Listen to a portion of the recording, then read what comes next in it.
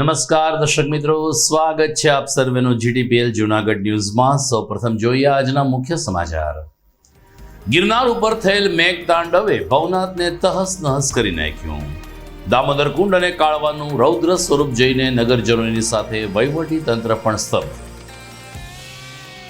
જિલ્લા શિક્ષણ અને તાલીમ ભવન ખાતે સૌરાષ્ટ્રના 6 જિલ્લાના સ્પર્ધકોએ લોકનૃત્ય અને લઘુનાટકમાં દર્શાવ્યું કૌશલ્ય। વિજેતા ટીમ હવે 5 ઓક્ટોબરે રાજ્ય કક્ષામાં સૌરાષ્ટ્રનું કરશે પ્રતિનિધિત્વ। ભાજપે યોજ્યું પ્રબુદ્ધ નાગરિક સંમેલન। મોદીની રાજકીય યાત્રા અંગે ભાજપ સહ પ્રવક્તાએ લોકોને આપ્યું માર્ગદર્શન।